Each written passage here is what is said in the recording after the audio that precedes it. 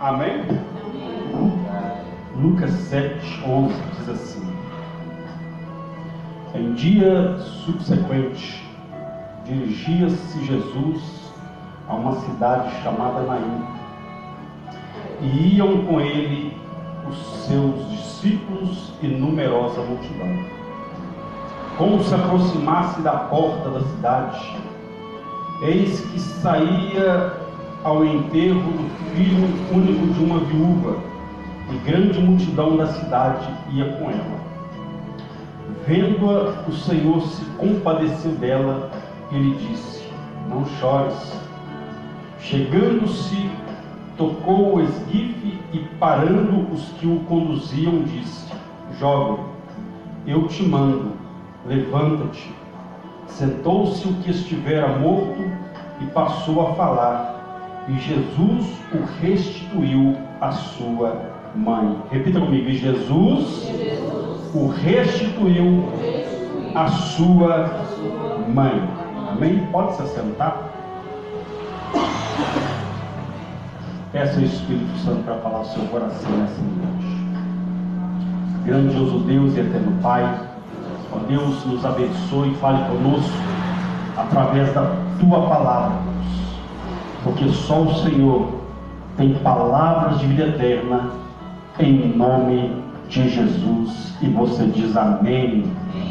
Amém? Dá uma salva de palmas para Jesus aí.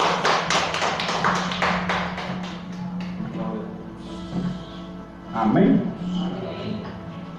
Irmãos, nós lemos aqui um texto da palavra de Deus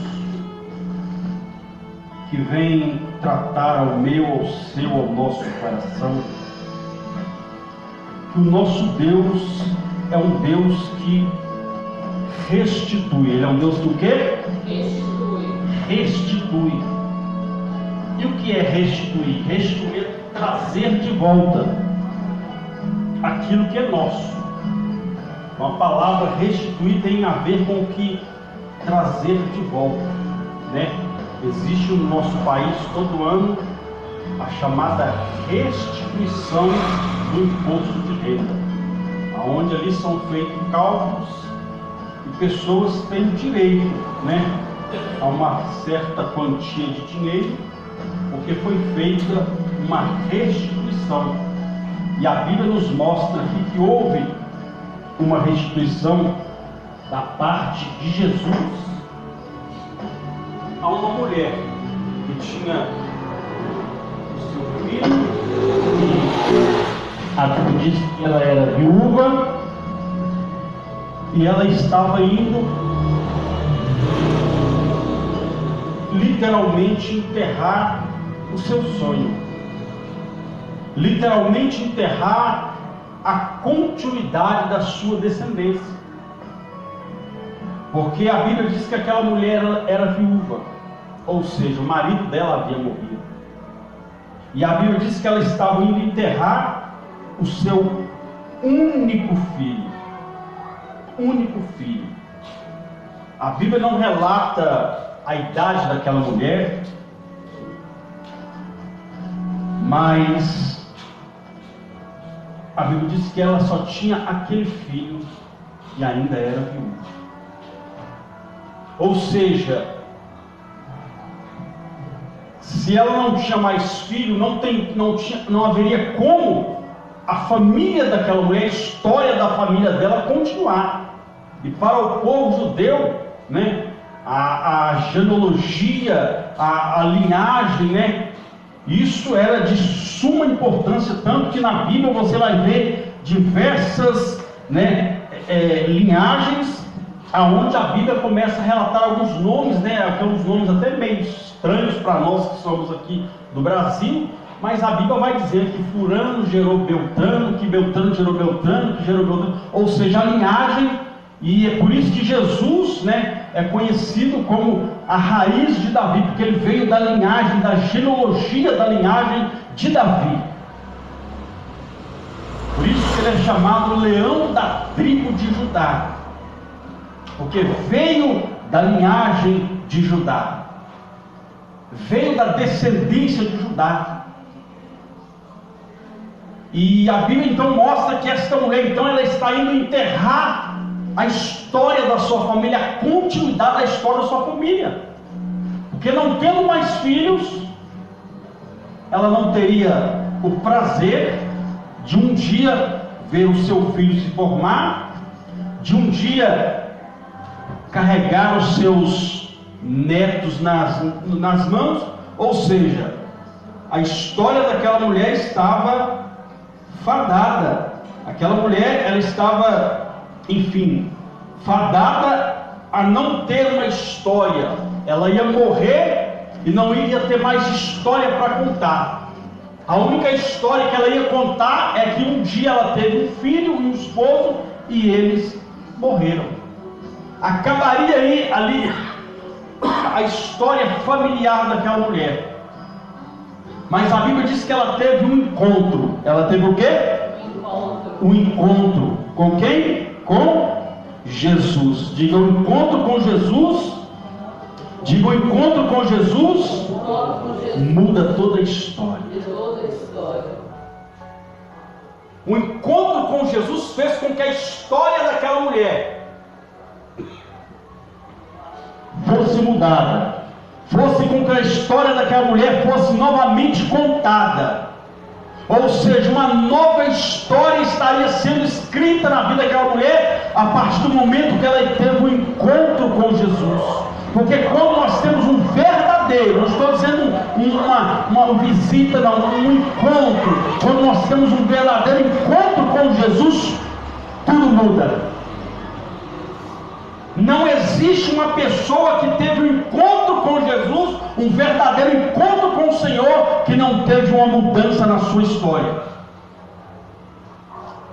E a Bíblia nos mostra então, irmãos, que esta mulher ela foi restituída. E o tema da mensagem é alcançando a restituição de Deus. Diga, alcançando a restituição de Deus.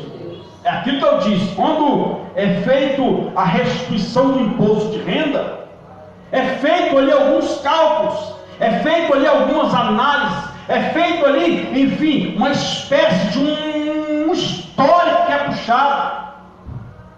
E ali vai constando o porquê aquela pessoa tem direito à restituição. E dentro desse texto nós vamos ver alguns pontos que nos dá direito a receber a restituição da parte do nosso Deus.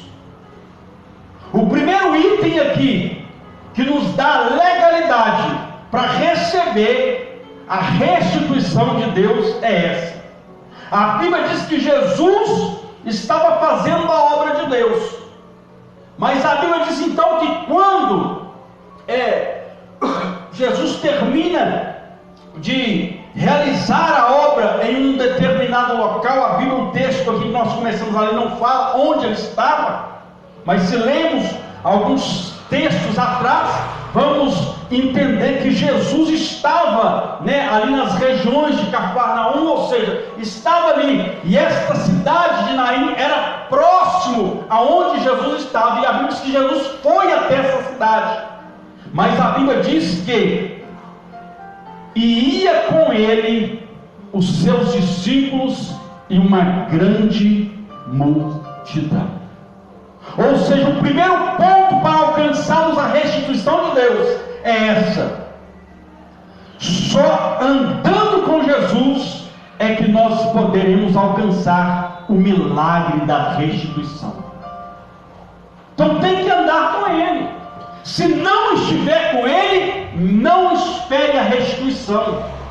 Eles viram a restituição, eles viram o milagre da restituição, porque eles estavam andando com Jesus. Tem gente que só quer, ou seja, a pessoa, ela só quer a restituição, mas não quer andar com aquele que é o autor da restituição, aquele que pode fazer o milagre acontecer. A pessoa quer o milagre, ela quer a bênção, ela quer ver o mover de Deus, mas ela não quer andar com Jesus. Então, não tem como. Ela só quer o bem, mas não quer o abençoador. Ela só quer o favor de Deus, mas não quer a companhia desse Deus. Então a Bíblia diz que eles iriam com Jesus. Então, se nós queremos ver milagres, se nós queremos ver restituição de Deus na nossa vida, nós temos que primeiro andar com Ele. E Ele mesmo disse que se nós andarmos com Ele, nós estaremos andando na luz e não haverá treva em nós, porque nós somos, quando andamos com Ele, a Bíblia diz que nós somos a luz do mundo. Mas temos que andar com Ele. O crente quer ver o mover de Deus, mas não quer andar com Ele, não quer ter comunhão com Ele, não quer ter intimidade com Ele, quer apenas um momento para satisfazer o seu ego. Aí depois que satisfaz aquilo que ele quer, vão embora. Prova isso que o próprio Jesus mostrou para aquela multidão, que eles estavam andando, entre aspas, com Ele, mas não estavam nele, não estavam com Ele, estavam andando do lado dele, mas não estavam com Ele. Tem como uma vez, pastor, você andar do lado de uma pessoa e não estar com ela? Tem. Já viu aquela pessoa que você está andando com ela? Você está falando com ela uma coisa, está falando, quando você pensa, você fala: fulano, você ouviu o que eu falei? Não. Nem ali a pessoa estava. A mente dela estava a quilômetros. E Jesus então ele fez isso. Ele disse: olha, vocês só estão atrás de mim por causa dos pães e dos peixes que eu multiplico. A Bíblia diz que alguém fala: olha, mas que sermão duro, que palavra dura. Aí começou a sair um por um, um por um, um por um. Aí Jesus olha para os seus discípulos: e vocês não querem ir também? Aí Pedro, então você conhece a história, Pedro se levanta: Senhor, para onde nós iremos, se só o Senhor tem palavras de vida eterna? Então, se nós queremos o milagre da restituição, nós temos que andar com Jesus. Temos que andar com Ele. Temos que andar com Ele. Olha o que o próprio Moisés disse: Senhor, se o Senhor não for comigo, não me faça sair deste lugar. Se a tua presença não for comigo, não me faça sair deste lugar. Porque ele entendeu que o homem, sem a presença de Deus, sem estar andando com Deus, ele está, como a própria Bíblia diz, como uma ovelha desgarrada sem pastor. E uma ovelha sem pastor, ela está, enfim, à mercê, ela está à vista dos devoradores, dos lobos, dos ataques do adversário. Então a ovelha, ela tem que estar do lado do seu pastor. Como Jesus falou, tem que andar comigo. Eles andaram com Ele, estavam com Ele, e eles iam com Ele. Segundo, a Bíblia diz então que eles iam com Jesus. De repente acontece um encontro de duas multidões. Uma multidão que vinha adorando, que vinha glorificando, que viram milagres, que viram o sobrenatural de Deus.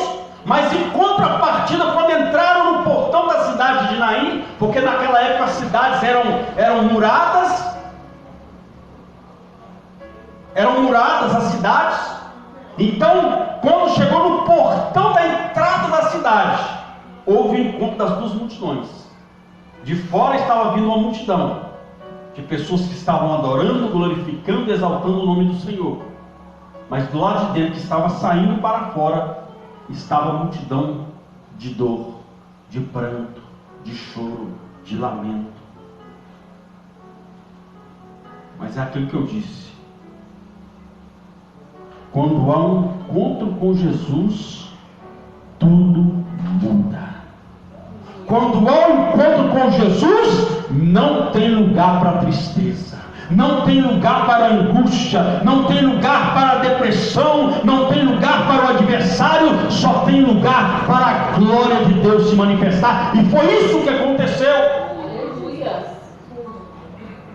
Foi isso que aconteceu.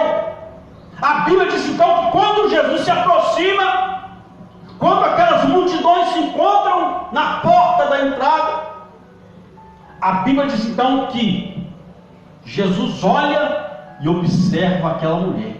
E a Bíblia diz: Jesus, vendo, o que Jesus viu ela, Jesus enxergou ela, mas a Bíblia diz que Jesus teve compaixão dela, porque Jesus viu algo dentro do coração dela que moveu o coração de Deus. Ou seja, se Deus não vê no meu e no seu coração algo que faça com que o céu se mova, com que Ele entre em nossa causa.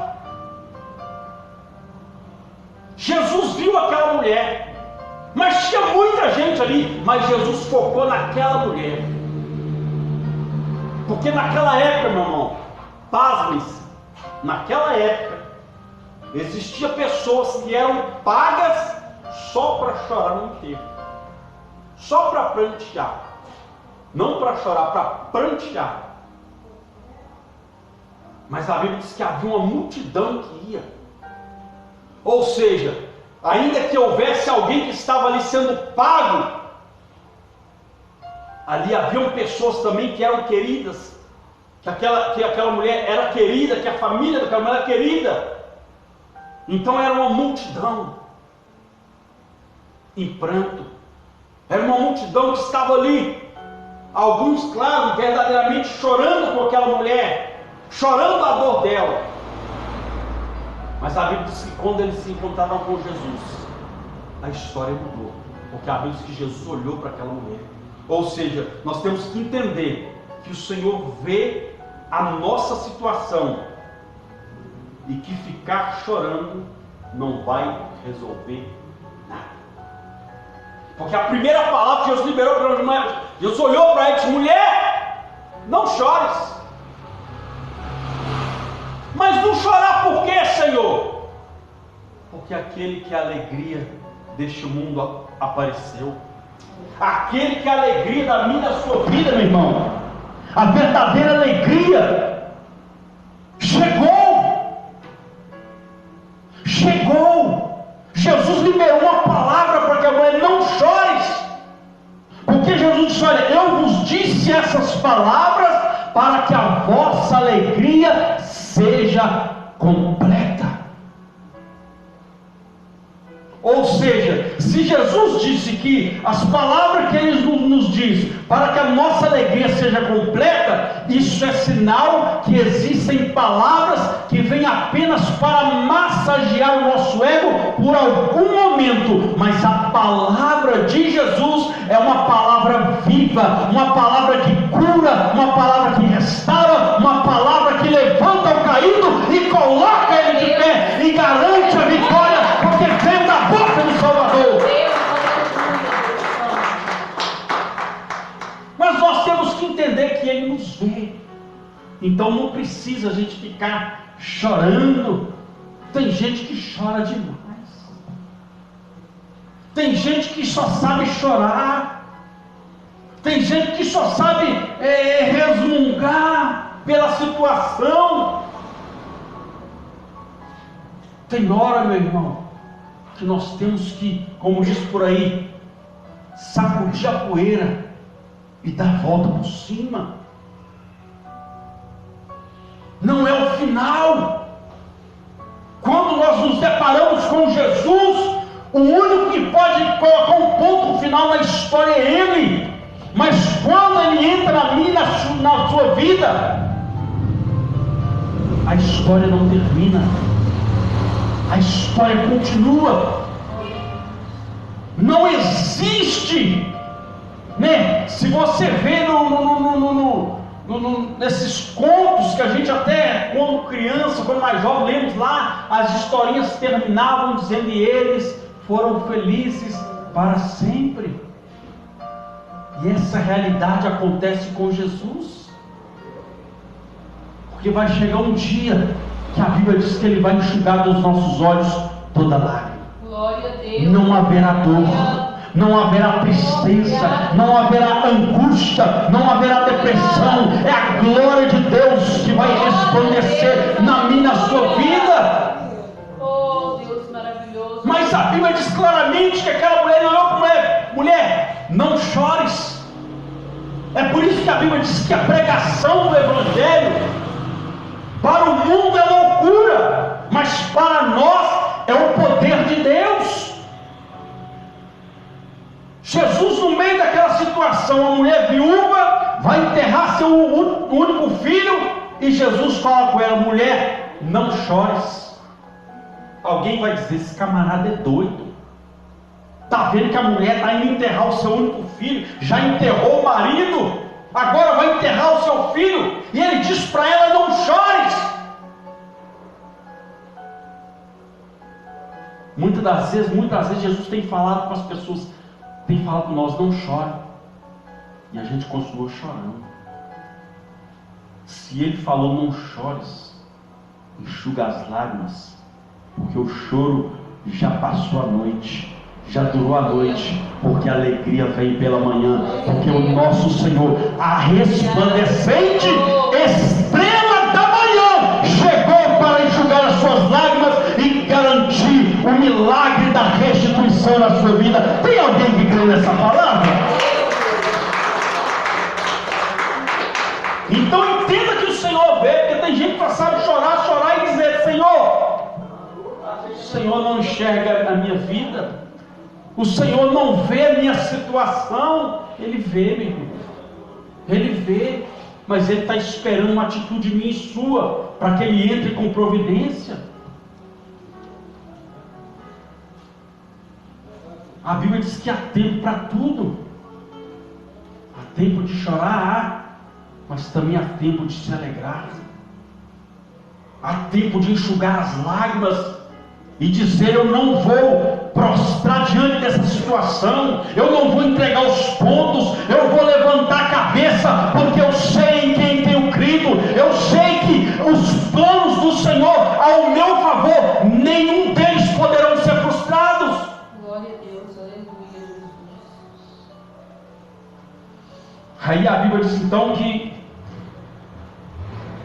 verso 14 assim: chegando-se, quando Jesus olha para aquela mulher e diz para ela: não chores, verso 14, diz assim: chegando-se, tocou o esquife e parando os que conduziam. Ou seja, chegando-se, tocou o esquife e parando os que o conduziam. Ou seja, parou aqueles que estavam indo sepultar o filho daquela mulher. Ou seja, nós temos que entender que quando você está na presença de Jesus, ninguém vai sepultar o seu sonho, ninguém vai enterrar o seu sonho, porque o autor da vida, Ele mesmo disse: aquele que crê em mim, ainda que esteja morto, vai ressuscitar, vai ressuscitar.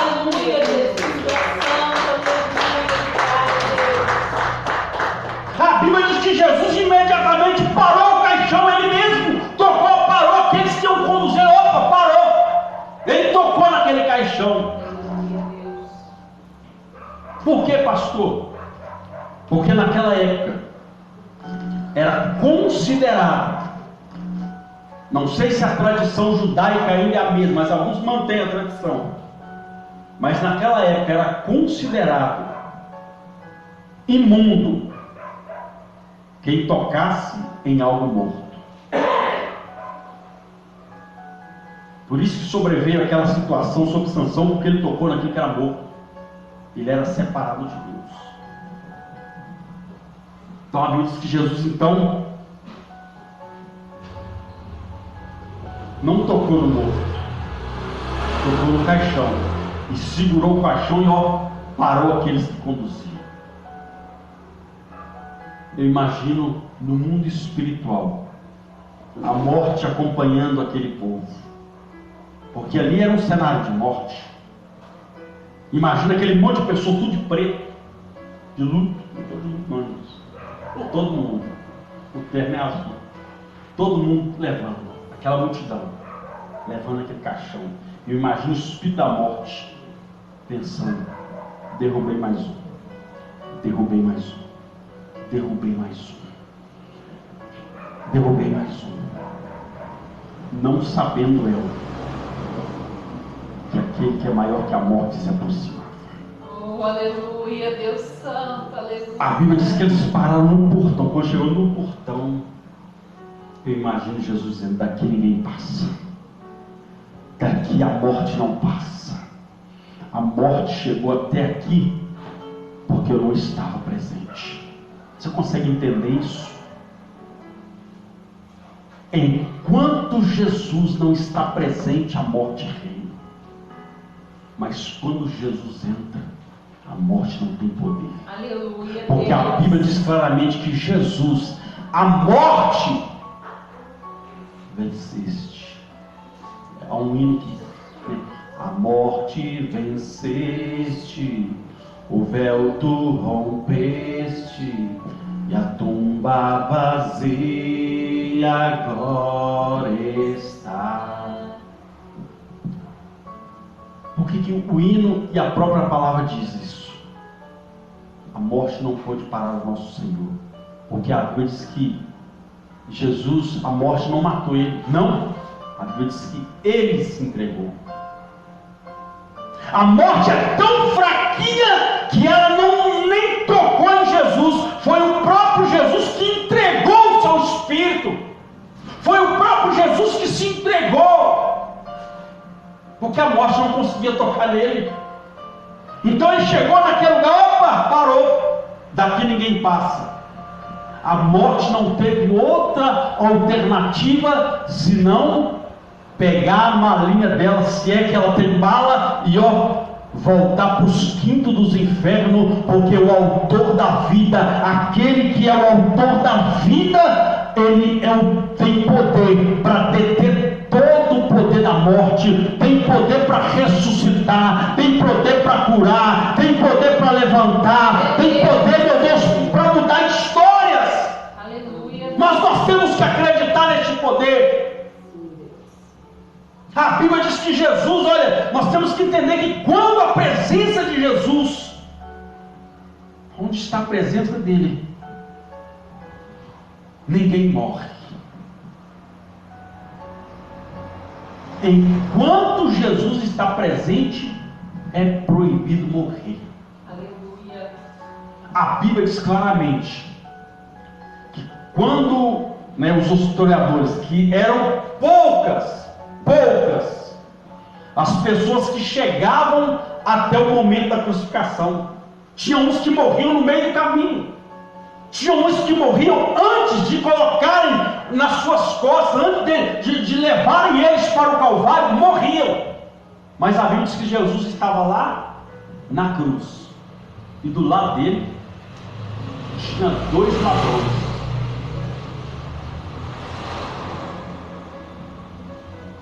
Não morreram, porque Jesus estava ali. Jesus, o autor da vida, estava ali.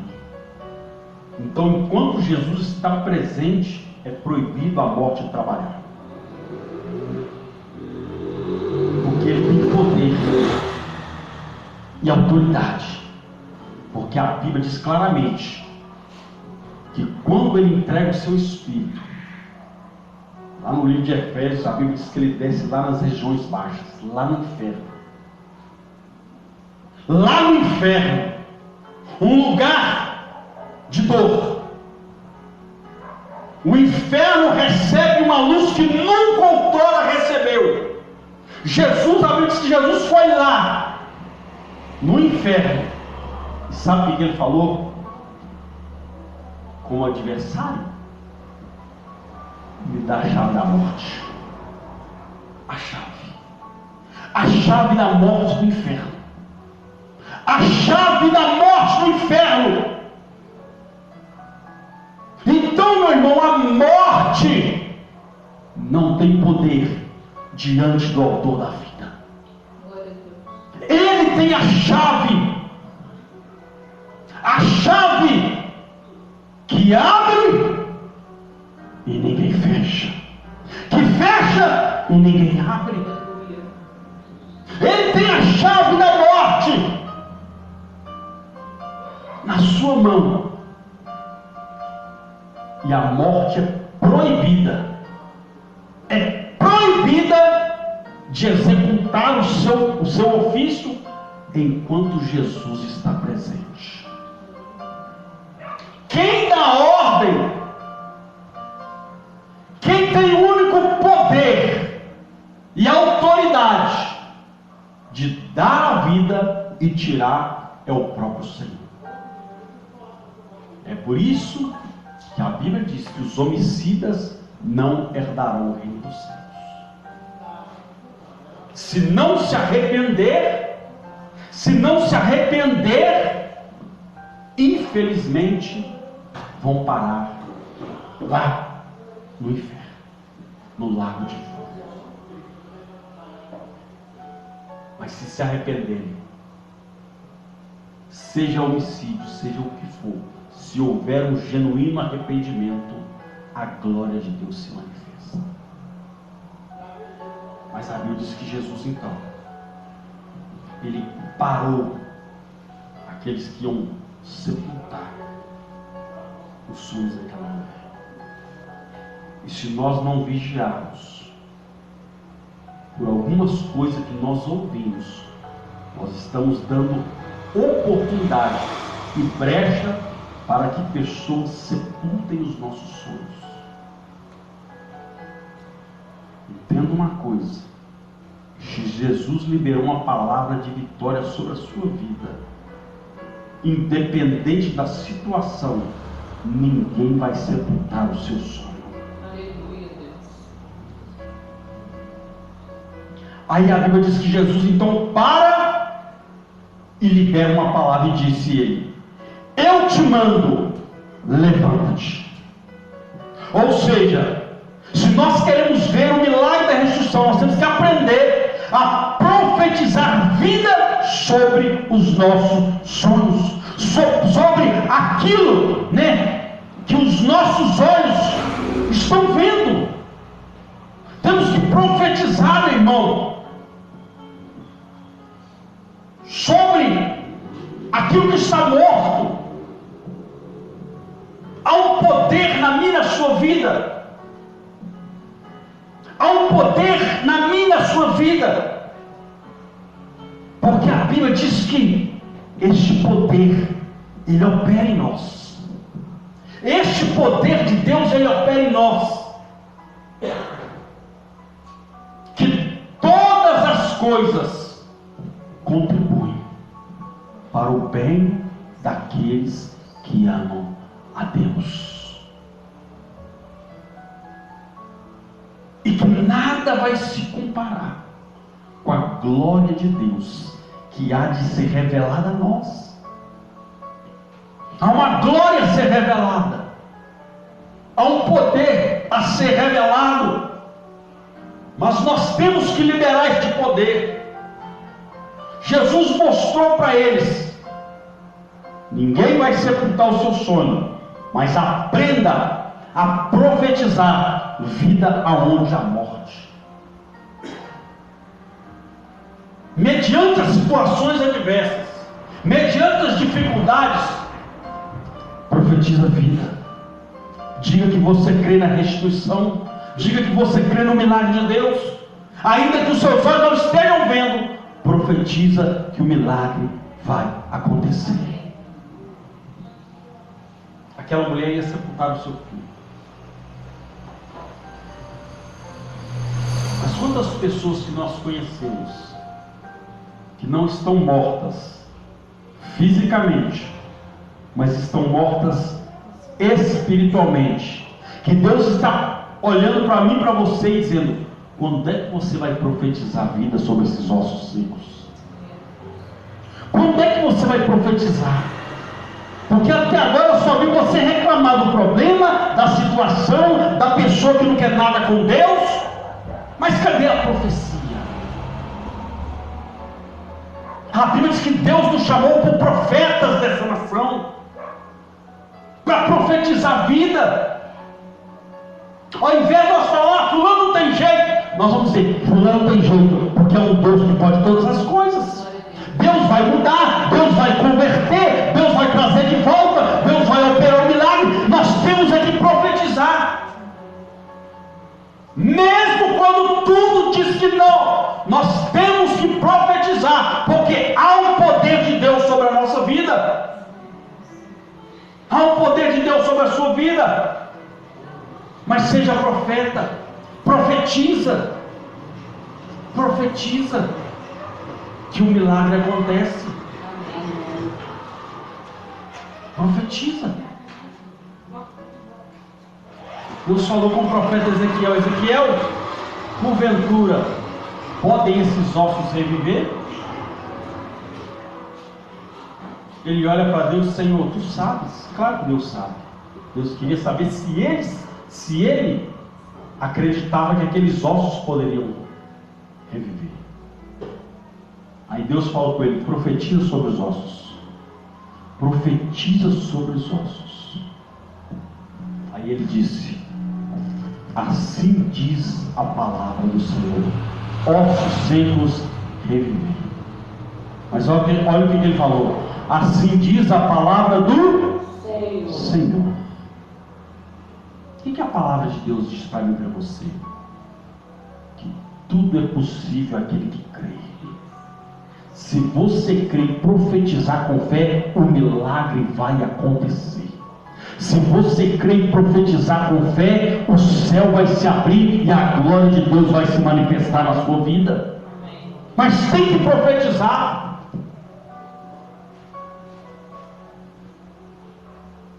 Graças a Deus que havia um profeta no meio do povo de Deus. Quando Deus tirou aquele povo da escravidão 400 anos, chegava no lugar, o povo era melhor ter morrido lá no Egito. Chegava no lugar, era melhor ter morrido lá no Egito. Mas em todos os lugares que eles murmuravam, aparecia um profeta, aparecia um homem de Deus, aparecia um Moisés e dizia: olha, Deus, o povo está reclamando, o povo está murmurando. Mas ele foi falar com quem podia resolver. E diz: quem fala com quem pode resolver é porque crê no milagre. A Bíblia diz que Deus falou: Moisés, o que você tem na sua mão? Assim, eu tenho aqui uma vara. Então toca na vara com o cajado na água e o mar vai se abrir. Moisés, Deus, o povo está clamando, o povo está com fome, o povo está com sede. Moisés, está com fome? Você crê, mano? Moisés toca na rocha. Se Moisés não acreditasse na palavra de Deus, ele nunca teria tocado na rocha. Então nós temos que fazer aquilo que nós cremos na palavra. Se a palavra diz faça, faça. Se a palavra diz profetiza, profetiza. Creia. E o milagre vai acontecer. Amém?